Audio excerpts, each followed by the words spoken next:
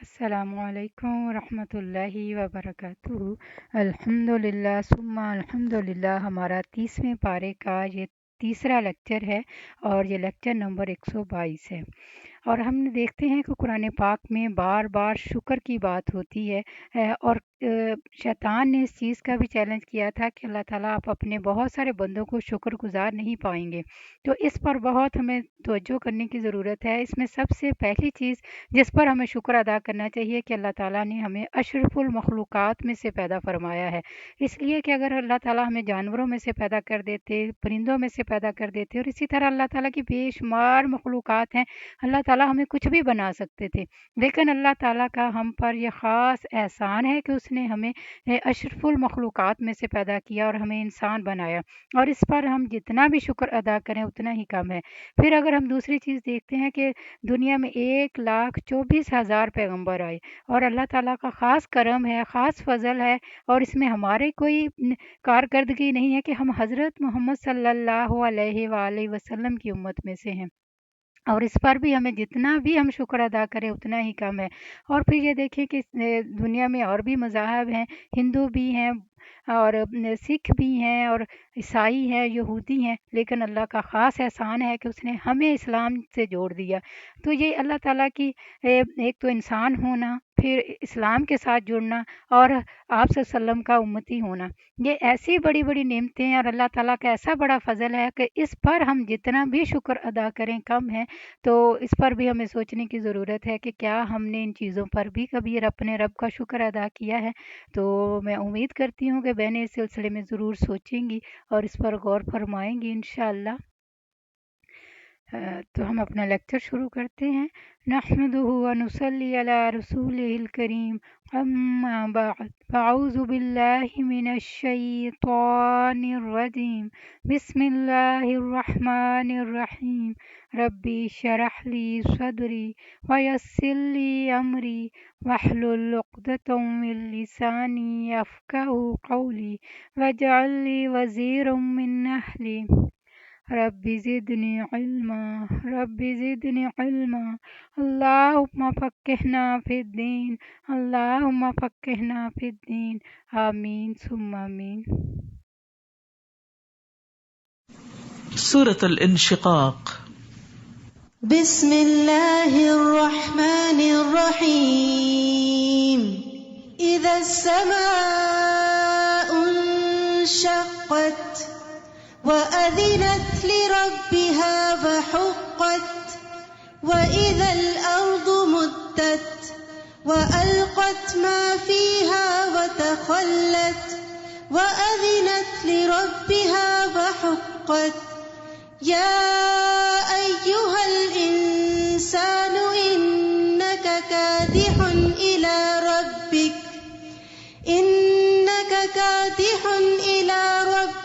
كدحا فملاقيه، فأما من أوتي كتابه بيمينه فسوف يحاسب حسابا يسيرا۔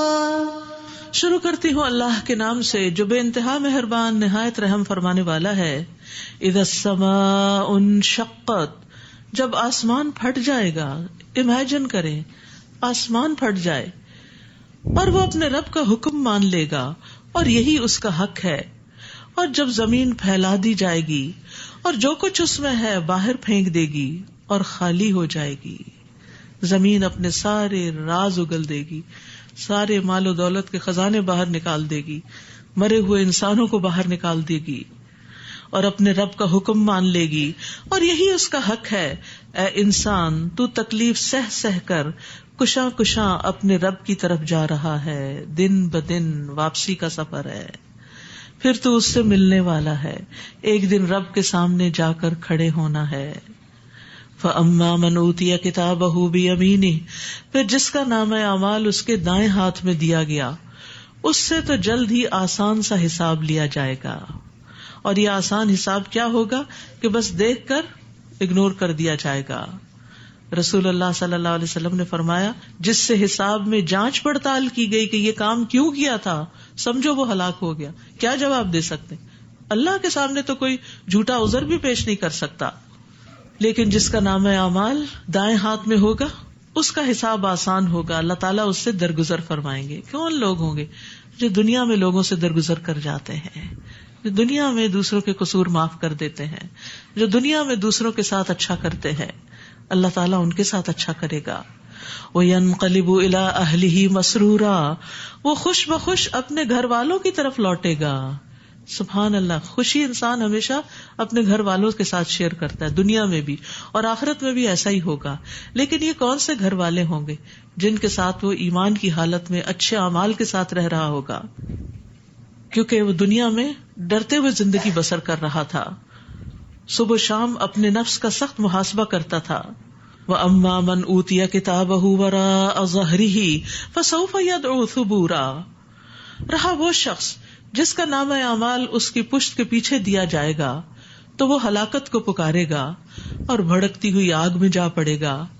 وہ اپنے اہل خانہ میں بڑا خوش تھا، یعنی دنیا کی معمولی خوشی کے نتیجے میں آخرت کا لمبا غم لاحق ہو جائے گا.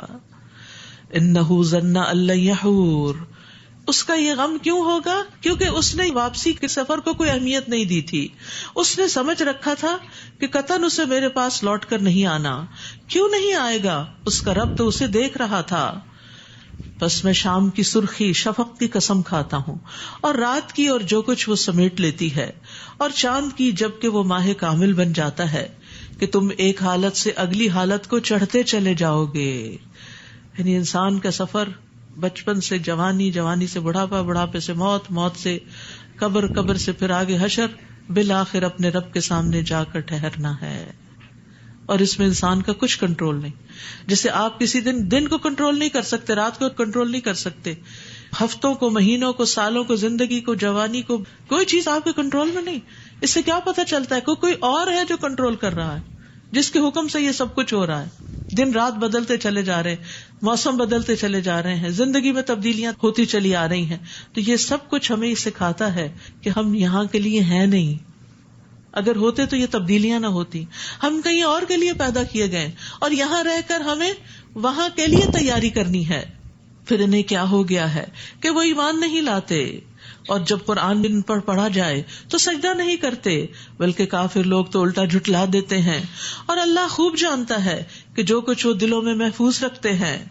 فبشرہم بعذاب علیم، لہٰذا انہیں دردناک عذاب کی بشارت دے دیجئے. البتہ جو لوگ ایمان لائے اور انہوں نے نیک عمل کیے، ان کے لیے ایسا اجر ہے جو کبھی ختم نہیں ہوگا. رہنے کی جگہ جنت ہے، اور جنت کی جزا اور جنت کا بدلہ ایسا ہے کہ جس میں کبھی کمی نہیں آئے گی، کبھی وہ ختم نہیں ہوگا. ہمیشہ کا گھر، سوچئے کبھی ہمیشہ وہاں رہنا ہے. تو چونکہ منزل بہت طویل ہے، اس لیے عمل بھی بہت سے چاہیے. صرف چھوٹی موٹی نیکی کر کے راضی نہیں ہو جانا چاہیے. جیسا لائف سٹائل وہاں آپ چاہتے ہیں، جیسی زندگی وہاں آپ چاہتے ہیں، اس کے لیے اتنی ہی تیاری یہاں سے کر کے جائیں. سورۃ البروج. بسم اللہ الرحمن الرحیم.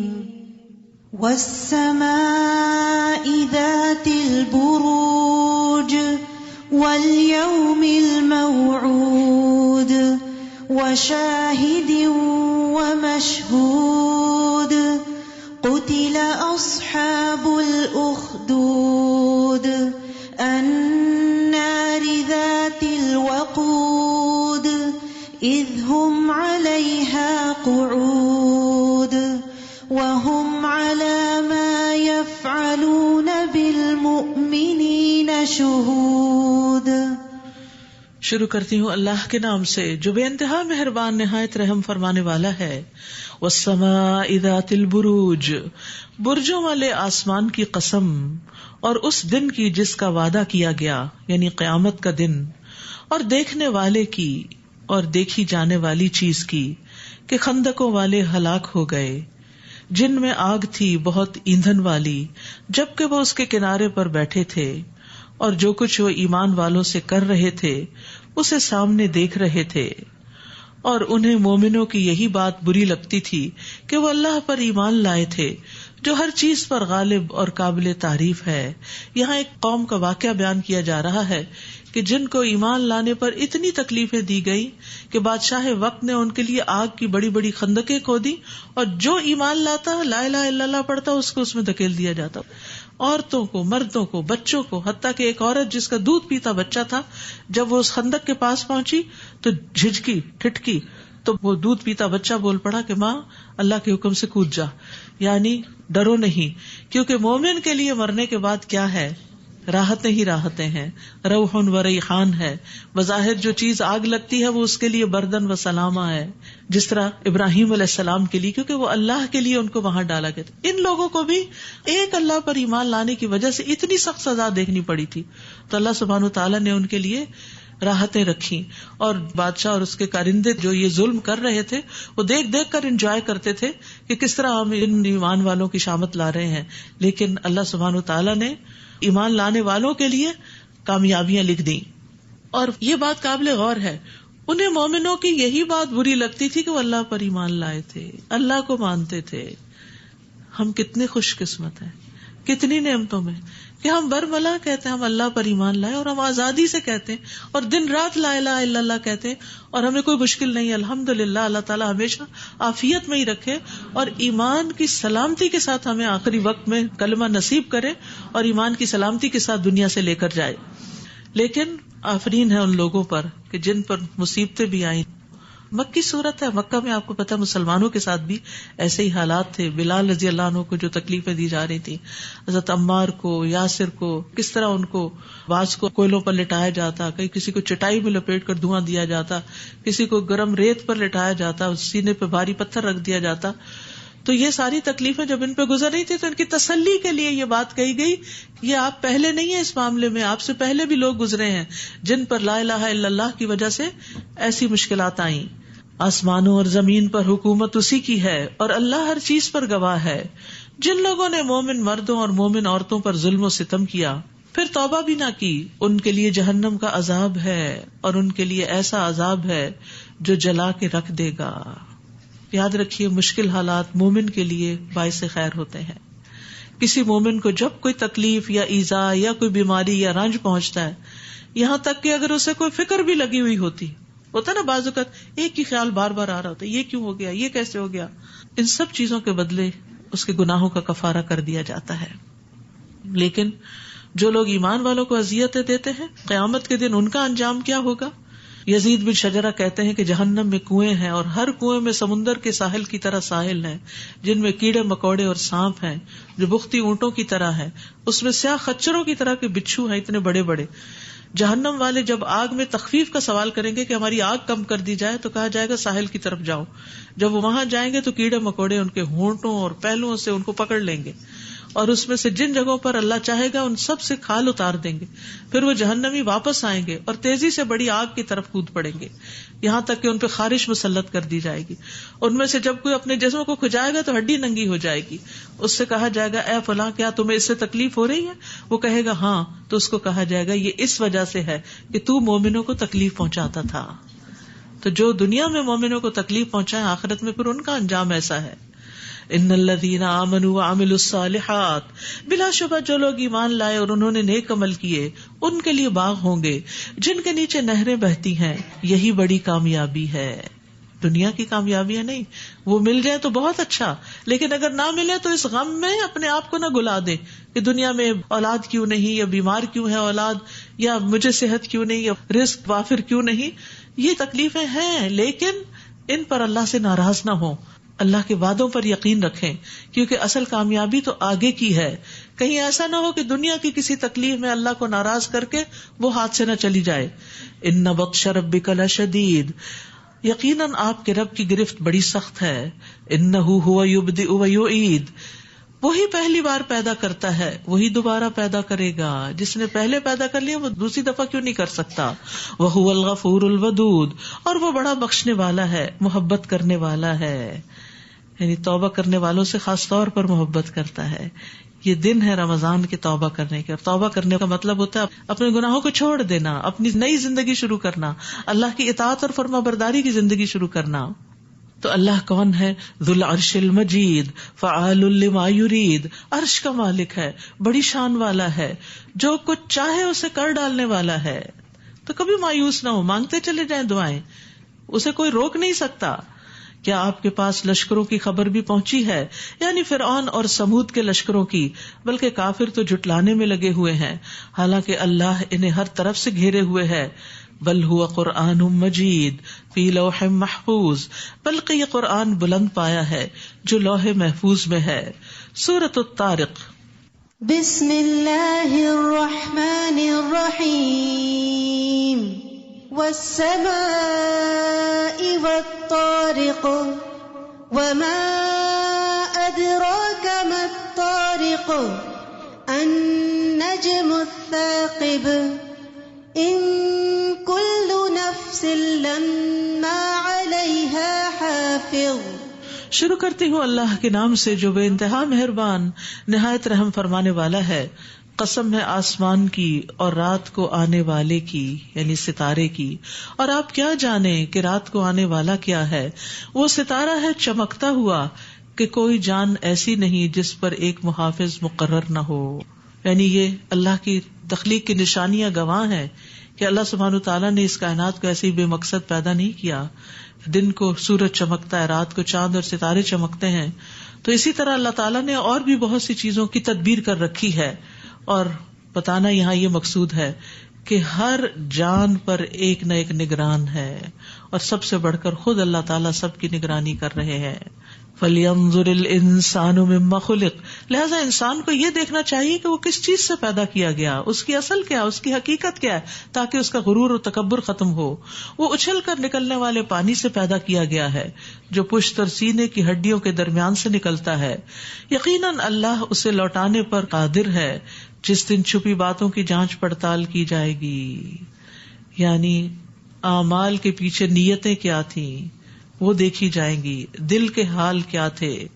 یعنی اعمال کی صرف ظاہری شکل و صورت کا اعتبار نہیں ہوگا، بلکہ اس کے پیچھے جو ارادے ہیں ان کو بھی دیکھا جائے گا اور اسی کے مطابق ہی فیصلہ کیا جائے گا. قیامت کے دن سب سے پہلے جس کا فیصلہ کیا جائے گا وہ شہید ہوگا. پہلا فیصلہ اسے لایا جائے گا، اللہ کی نعمتیں گنوائی جائیں گی، وہ انہیں پہچان لے گا. تو اللہ تعالیٰ فرمائے گا تو نے ان نعمتوں کے ہوتے ہوئے کیا عمل کیا؟ وہ کہے گا میں نے تیرے راستے میں جہاد کیا، یہاں تک کہ شہید ہو گیا. اللہ فرمائے گا تو نے جھوٹ کہا، بلکہ تو اس لیے لڑتا رہا کہ تجھے بہادر کہا جائے. سو وہ کہا جا چکا. پھر حکم دیا جائے گا کہ اسے منہ کے بل گھسیٹ کر جہنم میں ڈال دو، یہاں تک کہ اسے جہنم میں ڈال دیا جائے گا. دوسرا وہ شخص جس نے علم حاصل کیا اور لوگوں کو سکھایا اور قرآن پڑھا، اسے لایا جائے گا، اسے اللہ کی نعمتیں گنوائی جائیں گی، وہ انہیں پہچان لے گا. تو اللہ تعالیٰ فرمائے گا تو نے ان نعمتوں کے ہوتے ہوئے کیا عمل کیا؟ وہ کہے گا میں نے علم حاصل کیا، پھر دوسروں کو سکھایا، تیری رضا کے لیے قرآن پڑھا. اللہ فرمائے گا تو نے جھوٹ کہا، تو نے علم اس لیے حاصل کیا کہ تجھے عالم کہا جائے، تمہارے نام کے ساتھ کوئی ٹائٹل لگ جائے، اور قرآن اس لیے پڑھا کہ تجھے قاری کہا جائے. سو وہ کہا جا چکا. پھر حکم دیا جائے گا کہ اسے منہ کے بل گھسیٹا جائے، یہاں تک کہ اسے جہنم میں ڈال دیا جائے. اور تیسرا وہ شخص ہوگا جس پر اللہ نے وسعت کی تھی، ہر طرح کا مال دیا تھا، اسے بھی لایا جائے گا. اللہ اسے اس کی نعمتیں گنوائے گا، وہ انہیں پہچان جائے گا. اللہ فرمائے گا تو نے ان نعمتوں کے ہوتے ہوئے کیا عمل کیا؟ وہ کہے گا میں نے تیرے راستے میں خرچ کیا جیسے تجھے پسند تھا، تیری رضا حاصل کرنے کے لیے مال خرچ کیا. اللہ تعالیٰ فرمائے گا تو نے جھوٹ کہا، بلکہ تو نے تو اس لیے ایسا کیا کہ تجھے سخی کہا جائے. سو وہ کہا جا چکا. پھر حکم دیا جائے گا اسے منہ کے بل گھسیٹا جائے، یہاں تک کہ اسے جہنم میں ڈال دیا جائے گا. استغفر اللہ. یہ 3 اعمال بڑے بڑے ہیں، اللہ کی راہ میں جان دینا، قرآن کا پڑھنا پڑھانا، علم سیکھنا سکھانا اور مال خرچ کرنا. یہ بڑے اعلیٰ درجے کے، افضل درجے کے کام ہیں، لیکن ان کے ساتھ بہت بڑا رسک بھی ہے. اللہ تعالیٰ صرف زبانی باتوں کو نہیں مانے گا، ان کو قبول نہیں کرے گا، کیونکہ وہ دلوں کے حال تک جانتا ہے. وہ دیکھے گا کہ یہ زبان کی بات ہے یا دل کی بات ہے، اندر کیا تھا. حدیث میں آتا ہے اللہ تعالیٰ تمہاری صورتیں، شکل اور تمہارے مال نہیں دیکھتا، وہ تمہارے دل اور تمہارے عمل دیکھتا ہے.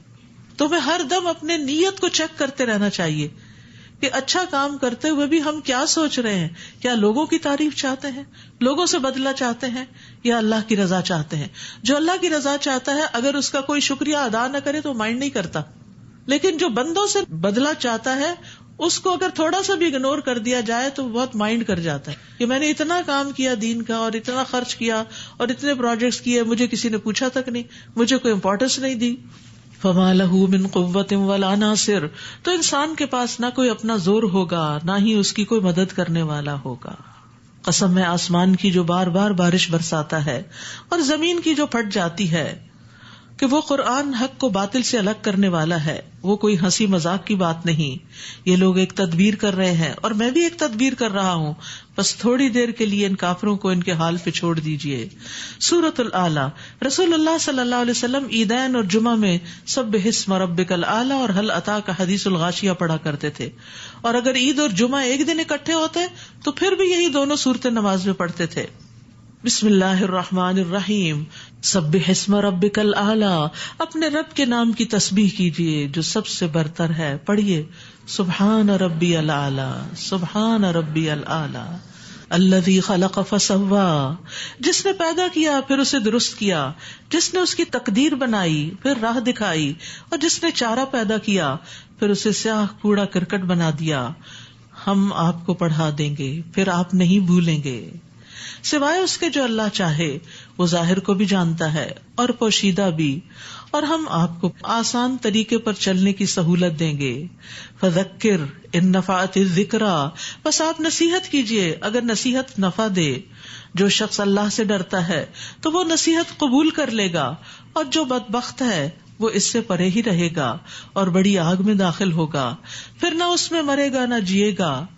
قد افلح من تزکا، کامیاب ہو گیا، حقیقی فلاح پا گیا جس نے پاکیزگی اختیار کی.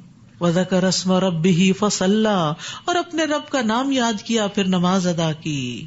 تزکیہ اندر کا ہوتا ہے، دل کا ہوتا ہے، ذکر زبان کا ہوتا ہے، اور نماز پورے اعضاء کو گھیرتی ہے.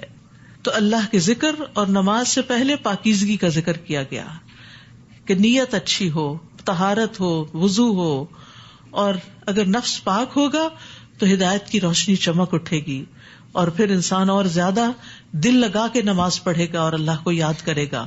لیکن اگر دل میں اللہ کے اوپر ایمان پختہ نہیں، دل میں اللہ کی محبت نہیں، یہ سارے اعمال بس ایک روٹین کے اعمال بن جاتے ہیں، یہ صرف ایک مشینی عمل بن جاتا ہے. بلکہ تم تو دنیا کی زندگی کو ترجیح دیتے ہو، یعنی یہ 3 کام کرنے کی بجائے تم کیا کرتے ہو؟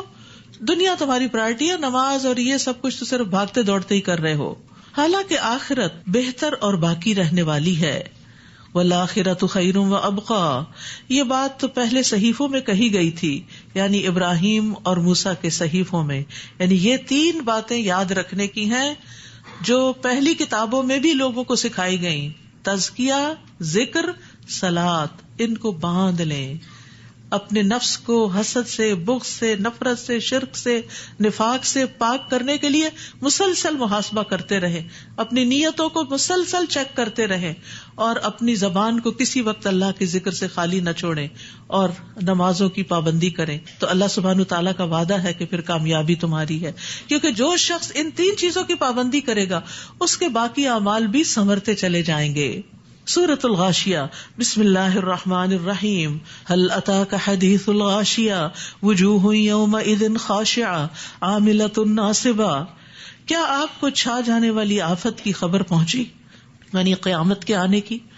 کچھ چہرے اس دن خوفزدہ ہوں گے، سخت محنت کرنے والے، تھکے ماندے ہوں گے.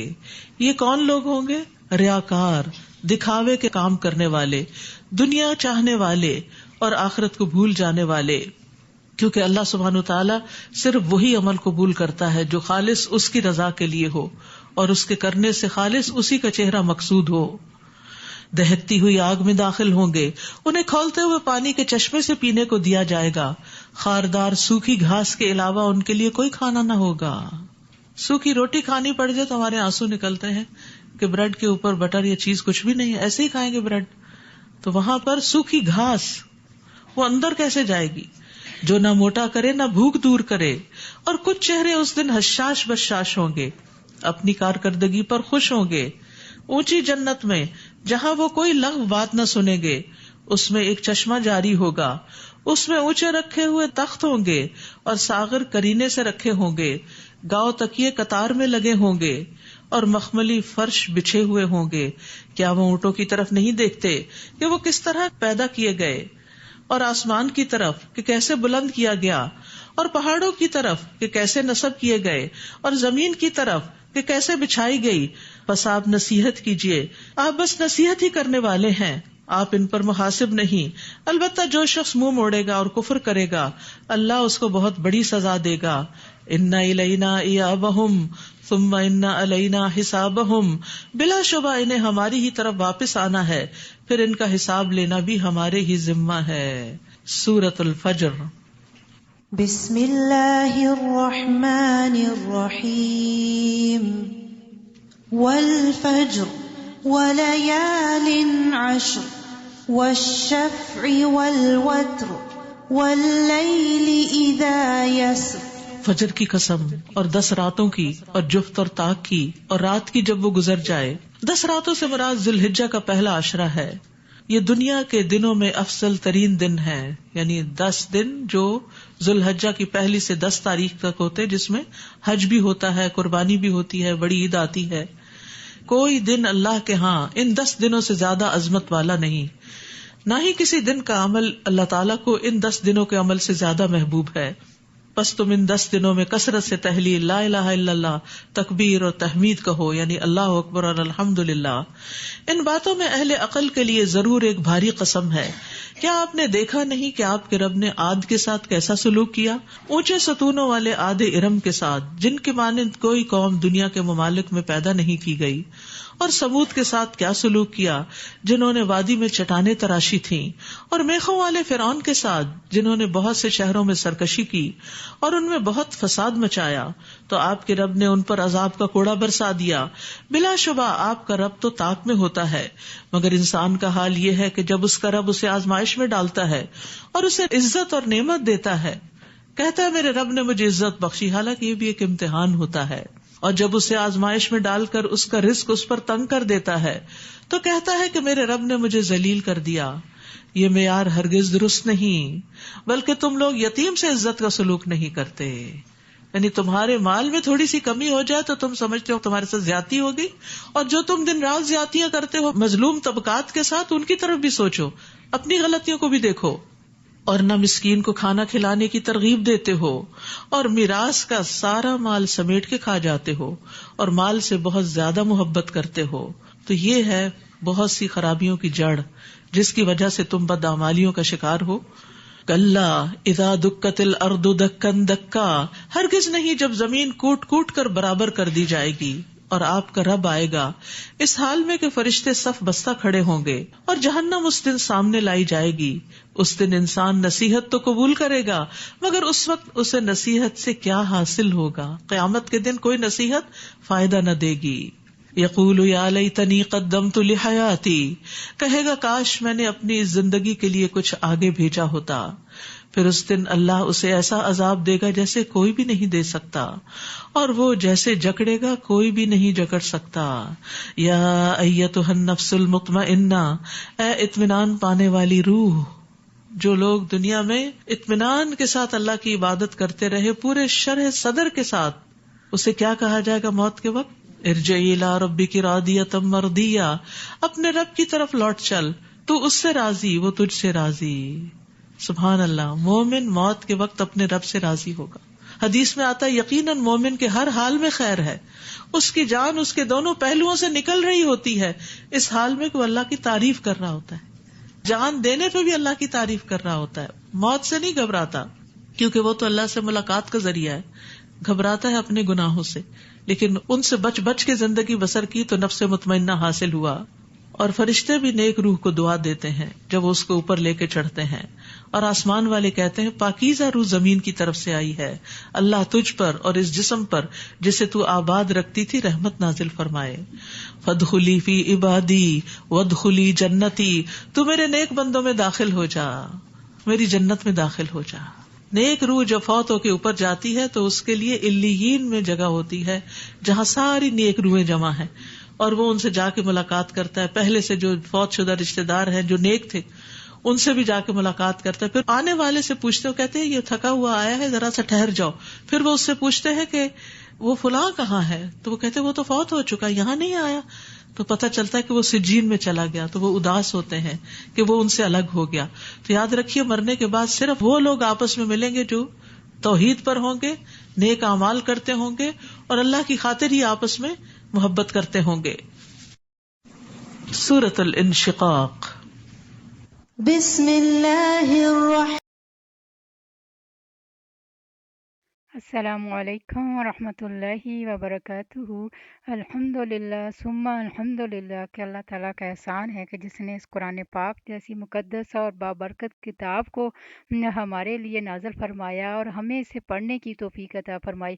اور دیکھیے کہ اس میں انسان کی پیدائش کا ذکر بھی ہے کہ وہ کس طرح نطفے سے پیدا ہوتا ہے اور وہ آہستہ آہستہ بڑھتا ہے، اور اس کے بعد کے حالات کے اس کے اندر اللہ تعالیٰ نے 3 قسم کے نفس رکھے ہوئے ہیں: نفس امامہ، نفس لوامہ اور نفس مطمئنہ. اب دیکھیں اگر ہم اپنے نفس امارہ ہے، سب سے پہلا جو ہے وہ نفس امارہ ہے جس کو کنٹرول کرنے کی ضرورت ہے، جس کو پاک کرنے کی ضرورت ہے. اور اس میں ہماری بہت ساری جیسے دل کی بیماریاں بھی ہوتی ہیں جس میں حسد، کینہ، بغض، دنیا کی محبت، دنیا کا ڈر، لوگوں کا ڈر، یہ ساری چیزیں اس میں شامل ہوتی ہیں. اور اس کو کنٹرول کرتا ہے ہمارا نفس لوامہ. اگر ہم اس نفس کی بات سنتے ہیں ہمیں اندازہ ہوتا ہے کہ یہ چیز صحیح ہے یا غلط ہے. اگر ہم غلط چیز کو چھوڑتے ہیں اور صحیح چیز کی طرف آتے ہیں تو اس صورت میں ہمیں نفس مطمئنہ ملتا ہے. تو اس لیے کتنا ضروری ہے، اللہ تعالیٰ نے یہی مشقت ہمارے لیے رکھی ہے کہ ہم نے کس طرح اپنے نفس کے خلاف جانا ہے جو کچھ چیزیں، لیکن اللہ کی رضا کو پانا ہے. اگر ہمیں کوئی چیز مشکل بھی لگتی ہے لیکن اس کو اللہ کی رضا کے لیے کرنا ہے تو اسی پر ہمارے لیے اجر رکھا ہے. تو اس میں اب دیکھیں کہ ہم بار بار بہت سارے موضوعات آ جاتے ہیں کہ ان پر ڈسکشن کرنا بھی ممکن نہیں ہوتا، لیکن میں یہ بہنوں سے ضرور ریکویسٹ کروں گی کہ آپ ان لیکچرز کو جو خاص طور پہ 30ویں پارے والے ہیں ان کو بار بار سنیے گا، تو انشاءاللہ ہر صورت کا ایک فہم آپ کے ذہن میں ضرور ہوگا کہ اس صورت میں اس چیز کا یہ موضوع ہے اور اس میں ہمیں ان چیزوں کا حکم دیا گیا ہے اور ان چیزوں سے منع کیا گیا ہے. تو امید کرتی ہوں کہ بہنوں اس کوشش سے بھرپور فائدہ اٹھائیں گی. اس چینل کو سبسکرائب کریں، لائک کریں اور شیئر کریں تاکہ یہ باقی بہنوں تک بھی یہ خیر کی بات پہنچ سکے. تو الحمدللہ ثم الحمدللہ یہ ہمارا 30ویں پارے کا تیسرا لیکچر تھا. اور اللہ تعالیٰ اس کوشش کو قبول فرمائے اور اللہ تعالیٰ ہمارے نفسوں کو، ہمارے اعمال کو بہترین بنا دے اور ہمیں اپنا دیدار نصیب فرمائے. اور ہم اللہ تعالیٰ سے وہ ساری بھلائیاں، ساری رحمتیں، سارا فضل مانگتے ہیں جو ہمارے پیارے نبی حضرت محمد صلی اللہ علیہ وآلہ وسلم مانگا کرتے تھے. اور ہم ان تمام شرور سے پناہ چاہتے ہیں جن سے ہمارے پیارے نبی حضرت محمد صلی اللہ علیہ وآلہ وسلم پناہ مانگا کرتے تھے. ربنا تقبل منا إنك أنت السميع العليم وتب علينا إنك أنت التواب الرحيم. سبحان ربك رب العزة عما يصفون، سلام على المرسلين، الحمد لله رب العالمين. سبحانك اللهم وبحمدك أشهد أن لا إله إلا أنت أستغفرك وأتوب إليك. السلام علیکم ورحمۃ اللہ وبرکاتہ.